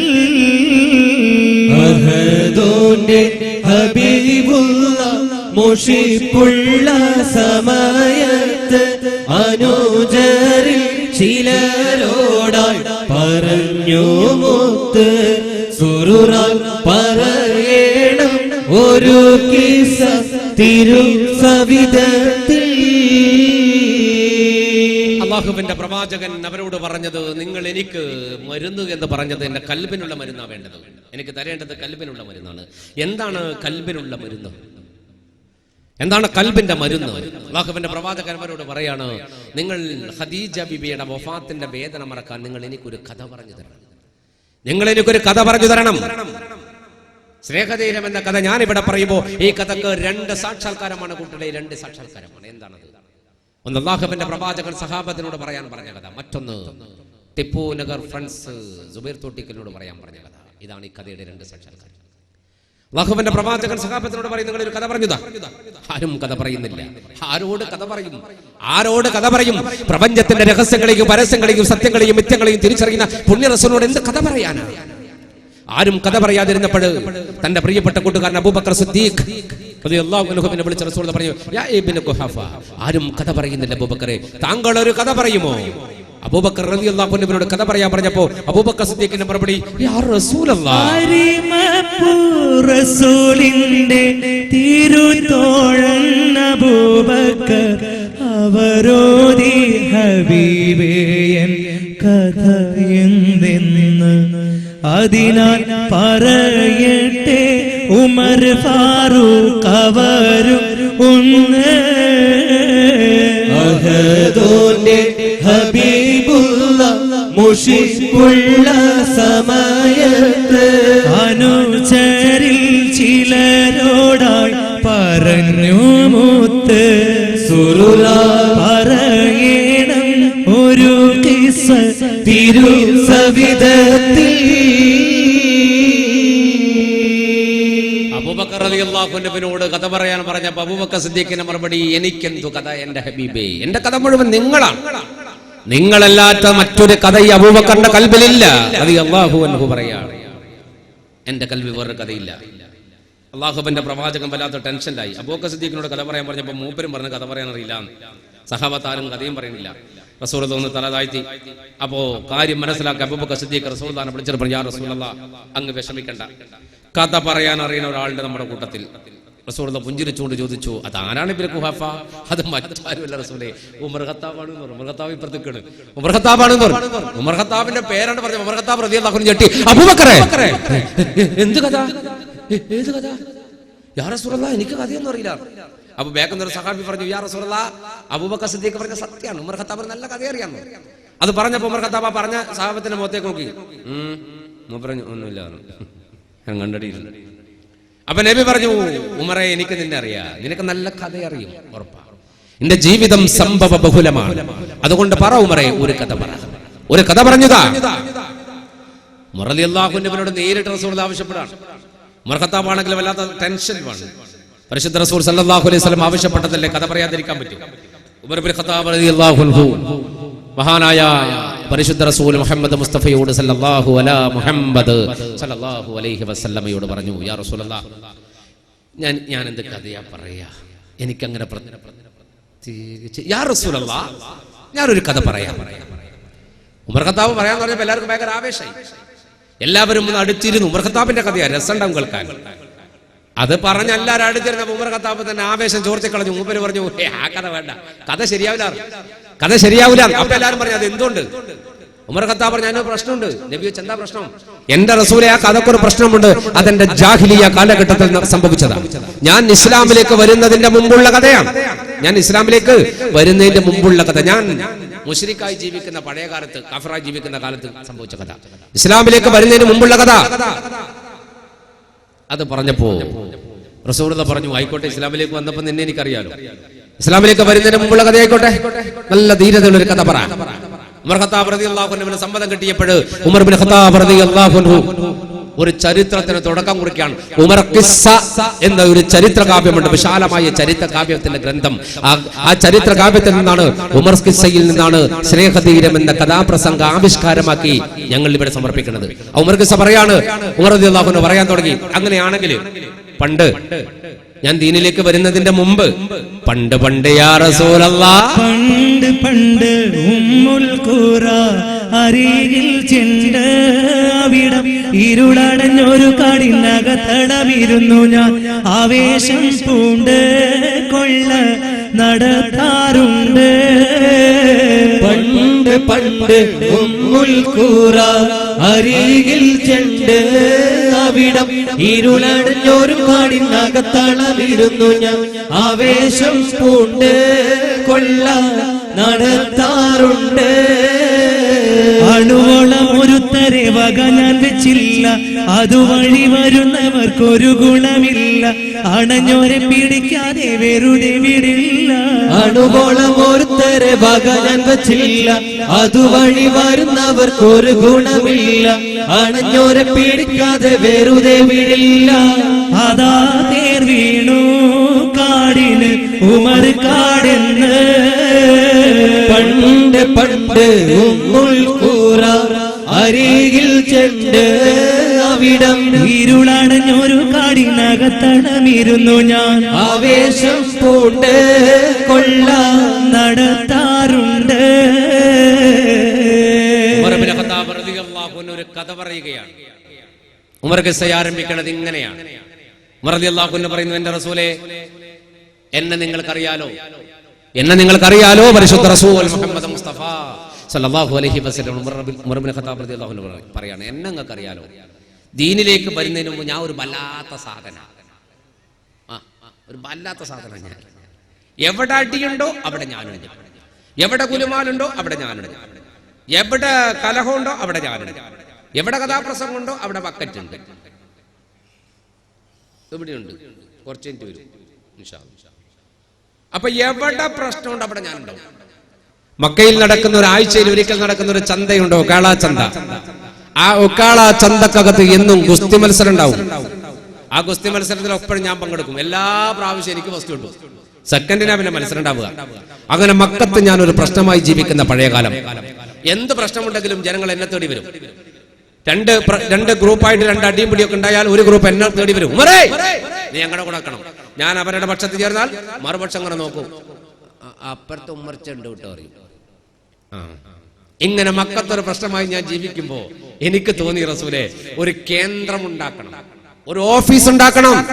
ഓഫീസ് ഓഫ് അടി ഇടി, അടിക്കൂടിക്ക് ഒരു ഓഫീസ്. ടിപ്പുനഗറിലെ ഫ്രണ്ട്സിന് ഓഫീസ് ഉണ്ടോ? ഉണ്ടാവും. ഇല്ല ഇല്ല ആയിട്ടില്ല, ആവും ഇൻഷാ അല്ലാഹ്. അത് ഓഫീക്കൽ വേണ്ട. അപ്പോ എന്തിനൊരു കേന്ദ്രം വേണം, ഒരു കേന്ദ്രം വേണം. അപ്പൊ ഞാൻ അങ്ങനെ ഒരു കേന്ദ്രം കണ്ടുപിടിച്ചു. ജനങ്ങൾ എന്നെ തേടി വരികയല്ലേ, അതുകൊണ്ട് അവർക്ക് എന്നെ തേടി വരുമ്പോ ഞാൻ എന്നെ കാണാൻ വേണ്ടി ഒരു കേന്ദ്രം. അപ്പോ റസൂലുള്ളാഹി ചോദിച്ചു എന്നാണ് ഉമർ ഖിസ്സ പറയുന്നത്, ഏതാണ് കേന്ദ്രം? മക്കയിൽ താങ്കളുടെ കേന്ദ്രം ഏതാണ്? അപ്പൊ പറഞ്ഞു, യാ റസൂലല്ലാഹ്, ജബൽ ഖുബൈസ് പർവതത്തിന്റെ താഴ്വാരം.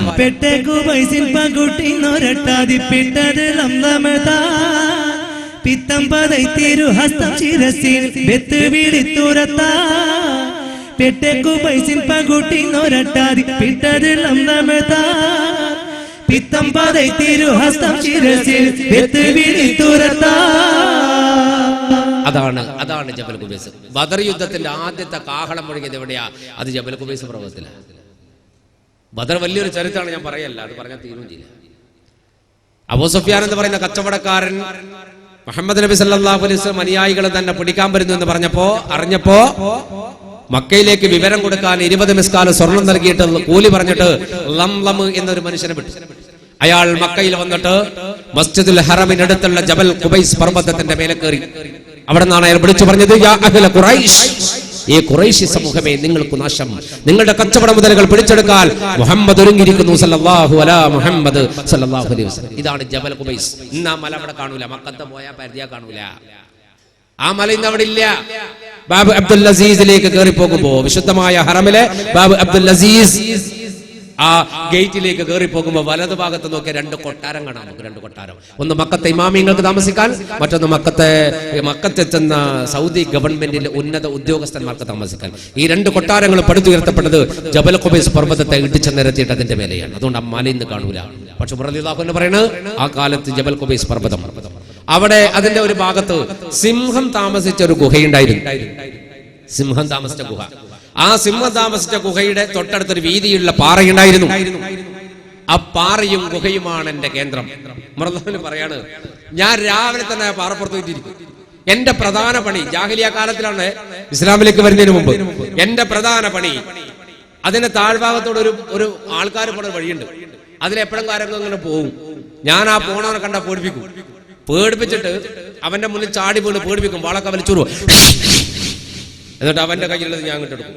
എത്ര വല്ല പൈസക്കാരൻ അവിടെ വന്നാലും തിരക്കടില്ല.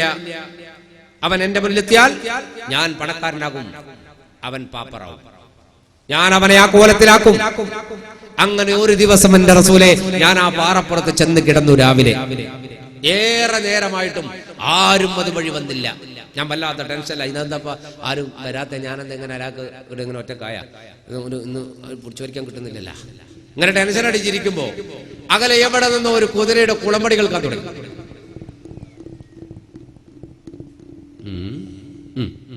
ആരോ വരുന്നുണ്ട്.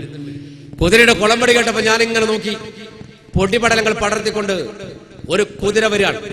പൊട്ടുപോലെ അകലെ നിന്ന് ഞാൻ കണ്ടു. അതെങ്ങോട്ട് പോകണമെന്ന് ഞാൻ നോക്കി നിന്നു. ഉമറല്ലാന്ന് പറഞ്ഞു, ഞാൻ വിടാ, ഞാൻ ആരാ മോൻ? ഞാൻ എന്റെ കുതിരപ്പുറത്ത് ചാടിക്കയറി അതിവേഗം അവനെ പിന്തുടർന്നു. കിട്ടണില്ല അവനെ. അസാധ്യ സ്പീഡിൽ അവന്റെ കുതിര പോണത്. ഞാൻ വിളിച്ചുട്ടേ ഒന്ന് നിൽക്കണോ. അവൻ നിൽക്കുന്നില്ല. വല്ലാത്ത പോക്ക്. അവന്റെ കുതിരയുടെ 4 അയലത്തെത്താൻ എന്റെ കുതിരക്ക് പറ്റുന്നില്ല. ദേഷ്യം പിടിച്ച ഞാൻ ഒരൊറ്റ ചവിട്ടന്റെ കുതിര കൊടുത്ത് അതോടെ ഉള്ള സ്പീഡും ഇല്ലാണ്ടായി. അപ്പൊ ഞാൻ സത്യത്തിൽ തോറ്റു. ഇവിടെ മുറത്തവർ ഞാൻ തോറ്റപ്പോ ഞാൻ പിടിച്ചു. ഡാ ഒന്ന് നിക്കടാ, ഞാൻ തോറ്റടാ, ഒന്ന് നിക്കടാ, ഞാൻ തോറ്റടാന്ന് പറഞ്ഞപ്പോ അതിവേഗമോടുന്ന കുതിരയുടെ കടിഞ്ഞാൻ അവൻ പിടിച്ചു വലിച്ചിട്ടുണ്ടാവണം. ആ കുതിര ഫ്രണ്ട് കാലും മണ്ണിലേക്ക് അങ്ങോട്ട് കുത്തിയിട്ട് ബാക്ക് കാലിലൊന്ന് കറങ്ങി. ഞാൻ അവന്റെ അടുത്തെത്തുമ്പോ ആ വെളുത്തുമരിഞ്ഞ ചെറുപ്പക്കാരൻ എന്നോട് ചിരിച്ചോണ്ട് ചോദിക്കായി, ഏയ് കാട്ടിലെ വമ്പാ, കാട്ടിലെ വമ്പാ, നീ എന്തേ വിളിക്കുന്നു തോറ്റമ്പിയോ എന്റെ മണ്ട മണ്ട, ഓടിക്കിതച്ചുവോ എന്താ കിതയ്ക്കുന്നു പേടിപ്പെടുത്തുന്ന കണ്ട കണ്ട. കാട്ടിലെ വമ്പാ, നീ എന്തേ വിളിക്കുന്നു തോറ്റമ്പിയോ എന്റെ മണ്ട മണ്ട, ഓടിക്കിതച്ചുവോ എന്താ കിതയ്ക്കുന്നു പേടിപ്പെടുത്തുന്ന കണ്ട കണ്ട. പേശിയവൻ നിന്ന ദേശത്തിൽ ഞാനുമേ വാശിയിൽ കൂശി പേരെന്താ എന്താ ദേഷ്യം പിടിച്ചവൻ ദൂഷ്യം മറക്കാതെ വീശി നിൻ പേർ ചൊല്ലി ചൊങ്ക ചൊങ്ക. കാട്ടിലെ വമ്പാ, നീ എന്തേ വിളിക്കുന്നു തോറ്റമ്പിയോ എന്റെ മണ്ട മണ്ട, ഓടിക്കിതച്ചുവോ എന്താ കിതയ്ക്കുന്നു പേടിപ്പെടുത്തുന്ന കണ്ട കണ്ട. ഞാൻ അവന്റെ അടുത്തെത്തുമ്പോ അവൻ എന്നോട് ചോദിക്കാ, ഏയ് കാട്ടിലെ വമ്പ തോറ്റുപോയോടാ മണ്ടാൻ. ഉമർലാവിന് പറയണം, എന്റെ റസൂലിന്റെ ജീവിതത്തിൽ ആദ്യമായിട്ടാണ് ഒരുത്തൻ എന്നോട് ചോദിക്കുന്നത് തോറ്റുപോയോടാ. ഞാൻ പറഞ്ഞു, ഡായ് നീ ആരടാ? അവൻ എന്നോട് ചോദിച്ചു, താൻ ആരടാ? ഞാൻ പറഞ്ഞു, നീ ആരടാ? അവൻ ചോദിച്ചു, താൻ ആരടാ? ഞാൻ ചോദിച്ചു, ഡേ മോനെ നീ ആര്? അവൻ ചോദിച്ചു, താൻ ആര്? ഉമർ റളിയല്ലാഹു പറഞ്ഞു, എന്റെ മോനെ നീ എന്നോട് വല്ലാണ്ട് കളിക്കണ്ട, എന്റെ പേര് കേട്ടാൽ നീ ഞെട്ടും. അവൻ പറഞ്ഞു, ഞൊട്ടും. ഞെട്ടാനോ? താൻ ആരടാ? ഉമർ ഇബ്നു ഖത്താബ് റളിയല്ലാഹു അൻഹു പറയാണ്, അവനെ പേടിപ്പിക്കാൻ വേണ്ടി അവനോട് പറഞ്ഞു, നിനക്ക് അറിയണടാ ഞാൻ ആരാണെന്ന്? എന്നാ കേട്ടോ, ഞാനാ മോനെ, ഞാനാണ് ഉമർ എന്ന മക്കത്തെ വീരൻ, ആരാരും ഭയക്കുന്ന ഖത്താബിൻ സൂസൻ, ആനത്വം തുടിക്കുന്ന കരുത്തുള്ളവൻ, നീ അറിയൂ ഒന്നറിയൂ എൻ കഥകൾ, നീ അറിയൂ ഒന്നറിയൂ എൻ കഥകൾ. ഞാനാണ് ഉമർ എന്ന മക്കത്തെ വീരൻ, ആരാരും ഭയക്കുന്ന ഖത്താബിൻ സൂതൻ, ആണത്തം തുടിക്കുന്ന കരുത്തുള്ളവൻ, നീ അറിയൂ ഒന്നറിയൂ എൻ കഥകൾ, നീ അറിയൂ ഒന്നറിയൂ എൻ കഥകൾ. അവനെ പേടിപ്പിക്കാൻ വേണ്ടി ഞാൻ അവനോട് പറഞ്ഞു, എന്നാ കേട്ടോ, ഞാൻ ആരാണെന്ന് അറിയേണ്ടത് നിനക്ക്? ഞാനാണ് മക്കത്തെ ഉമർ, ഖത്താബിന്റെ മകൻ ഉമർ, ജബൽ ഖുബൈസ് പർവതത്തിന്റെ അധിപൻ ഉമർ, റുകേള ചന്തയുടെ നായകൻ മക്കത്തെ ഉമറാ ഞാൻ. ഞാൻ എന്റെ വാളണ്ട് വലിച്ചൂരി റസൂലേ, വാളങ്ങോട്ട് ഊരിയിട്ട് പറഞ്ഞു, ഡായ് ഈ വാള് ഞാൻ വെറുതെ കൊണ്ട് നടക്കണതല്ല, നിന്നെ പോലെ എന്നോട് മത്സരിക്കുന്നവന്റെ തലവെട്ടാൻ ഉപയോഗിക്കുന്ന വാളായത്. ഈ വാളിന് മൂർച്ചയില്ല എന്നൊന്നും നീ കണക്കൂട്ടണ്ട. എന്റെ വാളിന്റെ മൂർച്ച നോക്കിയിട്ടാ ഞാൻ വരുന്നത്. എന്റെ വാളിന്റെ മൂർച്ച നോക്കുന്ന പണി എങ്ങനെയാണെന്ന് അറിയണോ നിനക്ക്? എൻ വാളിൻ മൂർച്ച ഞാൻ നോക്കുന്നതു കേൾക്ക്, ജമലിൻ കഴുത്തൊന്ന് ഞാനറുത്ത്, ഞാനുള്ള പക്ഷത്ത് പിന്നെ എതിർപ്പില്ലല്ലോ, ഞാനറിയാതെ സുമൈ വഴി പോകില്ലല്ലോ. ആരാടോ നീ എന്ന് ചൊല്ലു സ്വദീകേ, വീരോടെ കുതിരയെ ഓട്ടും ഹബീബേ. ആരാടോ നീ എന്ന് ചൊല്ലു സ്വദീകേ, വീരോടെ കുതിരയെ ഓട്ടും ഹബീബേ. ഞാൻ അവനോട് പറഞ്ഞു എന്റെ വാളിന്റെ മൂർച്ച നോക്കുന്ന പണി എങ്ങനെയാണെന്ന് അറിയണം നിനക്ക്? ഞാൻ ഒരു വഴിയിലൂടെ അങ്ങനെ നടന്നു പോകുമ്പോ ആരാന്റെ ഒട്ടകത്തെ എവിടെയെങ്കിലും കെട്ടിയിട്ടുണ്ടാവും. ഞാൻ അങ്ങനെ ഒട്ടകത്തെ കണ്ടാൽ വെറുതെ തലക്കൊരു വെട്ട് കൊടുക്കാൻ എന്റെ വാളുണ്ട്. ഒരൊറ്റ വെട്ടിന തലമുറിഞ്ഞ് താഴെ വീണാൽ ഞാൻ കണക്ക് കൂട്ടും എന്റെ വാളിന് മൂർച്ച ഉണ്ട്. ഇല്ലെങ്കിൽ അതവിടെ വലിച്ചെറിഞ്ഞ് വേറെ വാളും തേടി പോകും ഞാൻ. അങ്ങനെ വെട്ടിയാൽ രണ്ട് കാര്യം ഉറപ്പാ. ഒന്നെന്റെ വാളിന്റെ മൂർച്ച എനിക്കറിയാം, മറ്റൊന്ന് ഏതവന്റെ ഒട്ടകത്തെ ഖത്താബിന്റെ മകൻ ഉമർ വെട്ടിയാലും എന്നോട് ചോദിക്കാൻ ഒരു കുട്ടി മക്കത്ത് വരൂല. അങ്ങനത്തെ ഉമറാ ഞാൻ. ആ ഉമറിനോടാണോ നിന്റെ കളി? ഞാനത് പറഞ്ഞപ്പോ ഉമർന്നാന് പറയാം, ഞാൻ എന്റെ കംപ്ലീറ്റ് ബയോഡാറ്റ അവതരിപ്പിച്ചപ്പോ അവനൊന്നിങ്ങനെ നോക്കിയിട്ട് ചിരിച്ചുകൊണ്ട് പറഞ്ഞ, അത് ശരി, നീയാണ് ആ ഉമറല്ലേ? വിലമേറും മക്കത്തുമർ വമ്പൻ താനാണോ, വലിയ കവർച്ച തലയാളി നീയാണോ, വലിയ കവർച്ച തലയാളി നീയാണോ, വലിയ കൊല കൊമ്പനെന്നു നടിക്കല്ല, വന്നെന്നെ ഓടി പീഡിക്കാൻ കഴിഞ്ഞില്ല, വന്നെന്നെ ഓടി പീഡിക്കാൻ കഴിഞ്ഞില്ല. വിലമേറും മക്കത്തുമർ വമ്പൻ താനാണോ, വലിയ കവർച്ച തലയാളി നീയാണോ, വലിയ കവർച്ച തലയാളി നീയാണോ, വലിയ കൊല കൊമ്പനെന്നു നടിക്കല്ല, വന്നെന്നെ ഓടി പിടിക്കാൻ കഴിഞ്ഞില്ല, വന്നെന്നെ ഓടി പീഡിക്കാൻ കഴിഞ്ഞില്ല. നീയാണ് ആ മക്കത്തെ ഉമറല്ലേ? കേട്ടിട്ടുണ്ട്, കേട്ടിട്ടുണ്ട്, ഒരുപാട് നിന്നെ കുറിച്ച് കേട്ടിട്ടുണ്ട്. ഉമർത്താവ് പറയാ, അവൻ എന്നോട് പറയാണെന്ന്, നിന്നെ ഒരുപാട് ഞാൻ കേട്ടിട്ടുണ്ട്. പക്ഷെ കേട്ട ഉമർ ഇപ്പൊ കണ്ട ഉമർ തമ്മിലേ ആനയും അണ്ണാനും തമ്മിലുള്ള അന്തരമുണ്ട്. ആനയും അണ്ണാനും, അണ്ണാൻ എന്ന് പറഞ്ഞ സാധനം അറിയില്ലേ? വംശനാശം നേരിട്ടിട്ട് ഇപ്പൊ ഇല്ല സാധനം കാണാൻ. സാധനങ്ങൾക്ക് അറിയാലേ? ഏകദേശം ഇവനെ പോലെ ഇരിക്കും. ഓരോണ്ടോ അങ്ങോട്ട് കൊണ്ട് നോക്കട്ടെ, നമുക്ക് അത് അറിയാം. അപ്പോ അണ്ണാൻ എന്ന് പറഞ്ഞ ചെറുതോ ആന വലുതുവാ. അപ്പൊ ഇയാൾ ഉമറത്താവിനോട് പറഞ്ഞു, കേട്ട ഉമർ വലുതാ, കണ്ട ഉമർ ചെറുതാ. ഉമർത്താന്ന് പറഞ്ഞ അതെന്താ? അതോ ഞാൻ കേട്ട് പഠിച്ച ഉമർ എന്ന് പറഞ്ഞാൽ ധീരനാണ്, ശൂരനാണ്, പരാക്രമയാണ്. ആ ഉമറിന്റെ മുന്നിലൂടെ ഒരു ആൺകുട്ടിക്ക് അവനോട് ചോദിക്കാണ് നടക്കാൻ പറ്റില്ല. ഞാൻ കേട്ടതും പഠിച്ചതൊക്കെ. ഇപ്പൊ ഇവിടെയോ എന്റെ കുതിരന്റെ ബാക്കിൽ ഓടി ഓടി തോറ്റിട്ട് ഞാൻ തോറ്റടാ, ഒന്ന് നിക്കടാ എന്നോട് പറയണ ഒരു ഭീരുവായി ഞാനല്ലടാ തോറ്റത്, എന്റെ കുതിരയാ തോറ്റേ.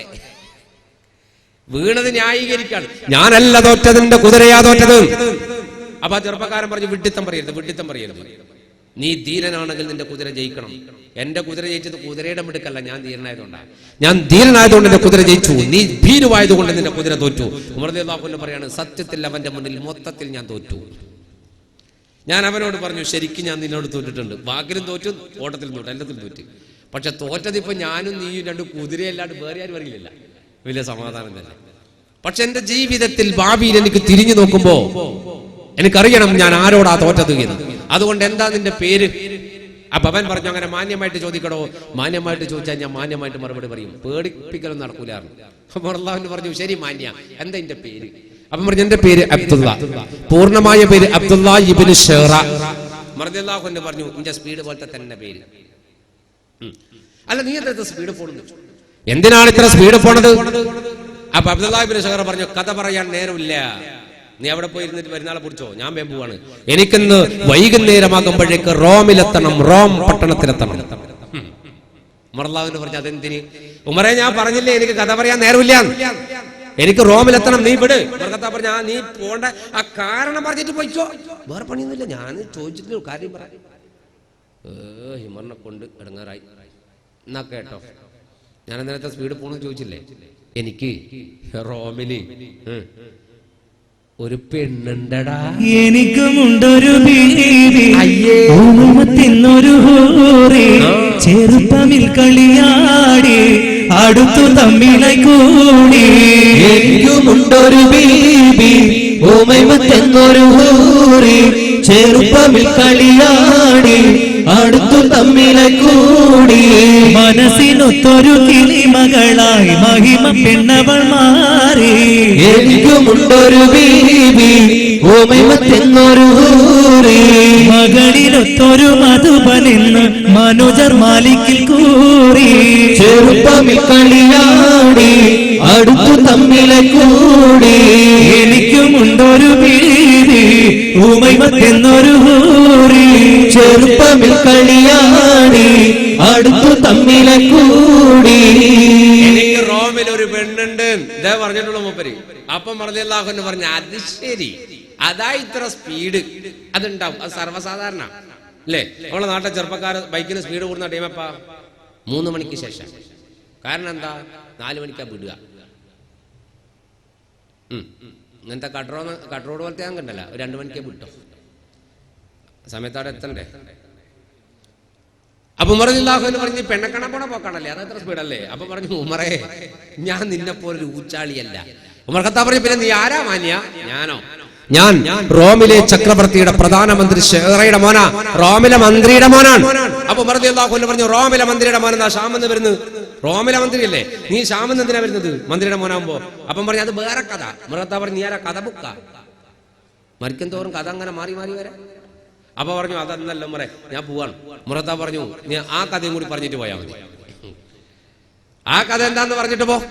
അപ്പൊ ഇയാളെ പറഞ്ഞു, നീ തെറ്റിദ്ധരിക്കും ഞാൻ അങ്ങനെ പോയാൽ, അതുകൊണ്ട് നിന്നോട് ഞാൻ കാര്യം പറഞ്ഞിട്ട് പെട്ടെന്ന് പോകും. ആയിക്കോട്ടെ എന്ന് പറഞ്ഞു. ഞാൻ ജനിച്ചത് റോം കൊട്ടാരത്തിലാണ്. എന്റെ പിതാവ് എന്നെ വളർത്തിയതും റോമിലെ കൊട്ടാരത്തിലാണ്. റോം കൊട്ടാരത്തിൽ ഞാൻ ജനിച്ചു വളർന്നു. ഞാൻ ജനിച്ചിട്ട് 5 കൊല്ലം കഴിഞ്ഞപ്പോ, എനിക്ക് 5 വയസ്സായപ്പോ റോം ചക്രവർത്തിക്ക് ഒരു പെൺകുട്ടി പിറന്നു. അവളുടെ പേര് ഉമൈമ എന്നാണ്. ചെറുപ്പത്തിൽ ഞങ്ങൾ രണ്ടാളും ഒന്നിച്ചാ നടക്കുക, ഒന്നിച്ചാ കളിക്കുക, ഒന്നിച്ചാ കുളിക്കുക, ഒന്നിച്ചാ തിന്ന, ഒന്നിച്ചാ ഉറങ്ങുക, ഒന്നിച്ചാണ്. അപ്പൊ നാട്ടുകാർ പറയും, അയ്യ അബ്ദുള്ളാക്ക് പറ്റിയ പെണ്ണാത്, ആ പെണ്ണിനെ പറ്റിയ മോന അബ്ദുള്ള. നാട്ടുകാരങ്ങനെ പലതും പറയും. ഒരിക്കലും എന്റെ ബാപ്പ ഷെഹറ എന്ന മന്ത്രിയെ രാജാവ് അരികത്ത് വിളിച്ചു. അണ്ട് മന്ത്രിയോട് പറഞ്ഞു, മന്ത്രി, നമ്മുടെ മക്കളുടെ നടത്തം കണ്ടില്ലേ? ആ ഒന്നിച്ചുള്ള പോക്കോ, ഒന്നിച്ചുള്ള വരവും, നമുക്ക് അവരെ അങ്ങ് നടത്തിയാലോ? അപ്പൊ മന്ത്രി പറഞ്ഞു, അവർ നടക്കല്ലേ ചെയ്തു, നടക്കുന്ന ആളെ കുറിച്ച് ഒന്നും കൂടി നടത്തലുണ്ട. അല്ല മന്ത്രി, അവർ ചെറുപ്പത്തിൽ ഇങ്ങനെ ഒന്നിച്ച് നടക്കണ പോലെ വലുതായാൽ അവരെ കല്യാണം കഴിപ്പിച്ചാട്ട് വിട്ടാലോ, മംഗലം കഴിപ്പിച്ച് വിട്ടാലോ? മന്ത്രി ഞെട്ടിപ്പോയി. വലിയ മന്ത്രി ചിരിച്ചോണ്ട് പറഞ്ഞു, നിങ്ങൾക്ക് അതാണ് താല്പര്യമെങ്കിൽ എനിക്കതിൽ പ്രശ്നമൊന്നുമില്ല. പക്ഷേ അത് വാക്കുകൊണ്ട് പറഞ്ഞാൽ പോരാ. അവരുടെ മംഗലപ്രായമാകുമ്പോഴേക്ക് നമ്മളിൽ ആരാണ് ബാക്കിയാവാന്ന് പറയാൻ പറ്റില്ലല്ലോ, ആരാ മരിക്കാരാ ബാക്കിയാന്ന് പറയാൻ പറ്റില്ല. അതുകൊണ്ട് നമുക്കതൊരു കരാറാക്കണം, ഒരു അച്ചാരം എഴുതണം, ഒരു എഗ്രിമെന്റ് ഉണ്ടാക്കണം. അപ്പൊ രാജാവ് പറഞ്ഞു, ഇത് ബുദ്ധിമാനായ മന്ത്രിയാ. ബുദ്ധിമാനായ മനുഷ്യന്മാരായ ബുദ്ധി വേണോ? പണ്ടൊരുത്തൻ ഡോക്ടറെ അടുത്ത് പോയൊരു കഥ ഉണ്ട്. മാനസിക രോഗം പിടിച്ചിട്ട്. എന്താ അവന്റെ മാനസിക രോഗം തല്ലോ? ഓന് ഈ കട്ടിലില്ലേ കിടക്കണേ, അതിനെന്താ പറയാ, കട്ടില്. അതിന്റെ മേലെ കയറി കിടന്നാൽ തോന്നും അടിയിൽ ആരോ ഉണ്ട്, അടിയിൽ ഇറങ്ങി കിടന്നാൽ തോന്നും മേലെ ആരോ ഉണ്ട്. ഇതൊരു വല്ലാത്ത രോഗം തന്നെയാണ്. അങ്ങനെ ഡോക്ടറെ അടുത്ത് പോയി ഡോക്ടർ പരിശോധിച്ചിട്ട് പറഞ്ഞു, ഇത് ഭയങ്കര രോഗമാണ്, ഇത് അടുത്ത കാലത്തൊന്നും മാറൂല. പിന്നെ മനഃശാസ്ത്ര വിദഗ്ധനായ ഡോക്ടറാണ് ഇയാൾ പറഞ്ഞു, ഇത് കുറെ 6 മാസം തുടർച്ചയായിട്ട് മരുന്ന് കുടിക്കണം, ആഴ്ചക്ക് വരുമ്പോൾ ആഴ്ചക്ക് 500 രൂപ ഫീസും 1500 രൂപ മരുന്നു. ഇവങ്ങനെ നോക്കി, കട്ടിലിന്റെ അടിയിൽ കിടന്നിട്ട് മേലെ ഒരാളുണ്ട്, മേലെ കിടന്നിട്ട് അടിയിൽ ഒരാളുണ്ട്. ഈനാന്ന് 1500 2000. ഇവൻ പിന്നെ ആ ബൈക്ക് പോയില്ല. ഒരു 5-6 മാസം കഴിഞ്ഞപ്പോൾ ഡോക്ടർ ഇവനെ കണ്ടുമുട്ടി ഹോട്ടലിൽ വെച്ചിട്ട്. രണ്ടാളും ഭക്ഷണം കഴിക്കാൻ നോക്കുമ്പോൾ ഡോക്ടറെ നേരെ മുമ്പിൽ ഇവരിരുന്ന് തിന്നു. ഡോക്ടർ ഇങ്ങനെ നോക്കിയിട്ട് പറഞ്ഞു, നീ അല്ലടാ കട്ടിലിന്റെ മേലെ കിടക്കുമ്പോൾ അടിയിലാളുണ്ട്, അടിയിൽ കിടക്കുമ്പോൾ മേലെ ആളുണ്ടെന്ന് തോന്നാണ്. നിന്റെ രോഗം പോയാ? ഓൻ പറഞ്ഞു, അന്നേ പോയില്ലേ? അന്നേ പോയാ? നീ ആരെയാ കാണിച്ചത്? എന്നെ അല്ലാണ്ട് വേറെ ആരെയാ കാണിച്ചത്? ഈ നാട്ടിൽ ഞാനാണല്ലോ മനഃശാസ്ത്ര വിദഗ്ധൻ, വേറെ ആരെയാ കാണിച്ചത്? ഞാനൊരു ആശാരിനെ കാണിച്ചത്. ആശാരിയില്ലേ, ആശാരിക്ക് ആശാരി തന്നെ പറയാ, ആശാരിനെ കാണിച്ചെന്നാണ്. മനഃശാസ്ത്ര വിദഗ്ധനായ ആശാരിയോ? അതൊന്നും എനിക്കറിയില്ല, ഞാൻ ഓനെയാ കാണിച്ചതെന്നാണ്. എത്ര ഫീസ്? 100 രൂപ. ഓനെന്താക്കിയ? ഓനെന്ത് മരുന്നാന്ന്? ഓൻ മരുന്നൊന്നും തന്നിട്ടില്ല, കട്ടിലിന്റെ 4 കാലും മുറിച്ചിട്ട് നിലത്താട്ട് എടുത്ത് വെച്ചെന്ന്. അപ്പൊ എന്തുണ്ടായി? അടിയിൽ കിടക്കുന്ന ആളുണ്ടെന്ന് തിരിയില്ല. അപ്പൊ ബുദ്ധി വേണം, അല്ലാണ്ട് ആഴ്ച 500 കൊടുത്തിട്ട് മരുന്ന് വയ്ക്കലല്ല. ബുദ്ധി വേണം. ആശാരിക്കുള്ള ബുദ്ധി ഡോക്ടർക്ക് ഇല്ലാന്ന് പറഞ്ഞതിന്റെ അർത്ഥം. ഡോക്ടർ ഇവനെ പോലത്തെ അപ്പൊ പൊട്ടനാണ്.